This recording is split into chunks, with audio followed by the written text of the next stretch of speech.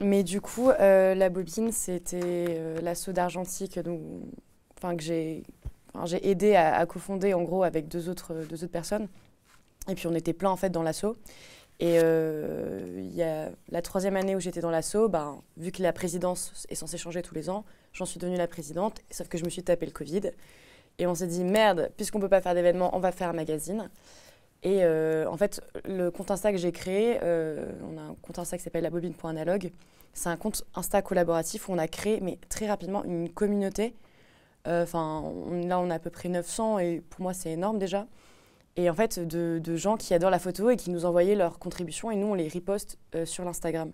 Un peu donnant, visibilité, et puis nous, ça nous faisait kiffer. Et avec le Covid, on s'est dit, pourquoi pas ces photos, en faire un magazine. Puis après, on s'est dit, mais en fait, pourquoi pas faire même 2 thématiques. Pourquoi pas si 2 thématiques, un magazine réversible. Enfin, il y a eu toute une émulation avec l'équipe.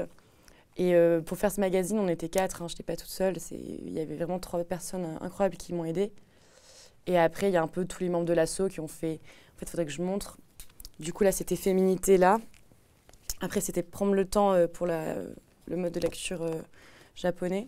Et en fait, au cœur du magazine, c'est le portfolio commun, donc avec toutes les contributions. Et après, du coup, il y a 2 éditos et il y a 2 sommaires. Ils sont différents, du coup. Ouais, ils sont différents. J'avais fait les articles Comment débuter l'argentique et en fait, d'autres personnes avaient fait d'autres articles. Là, on avait interviewé Lisa Tomala, qui est une jeune photographe de 18 piges hyper talentueuse. On avait fait quelques articles avec des assos et enfin voilà. Du coup, à chaque fois, il y a des articles et après, au cœur, il y a le portfolio. La mise en page, elle est très sympa. Ouais, c'est très stylé. Ça nous a pris beaucoup de temps. Si jamais tu veux un avis. On a fait aussi une petite rubrique poésie.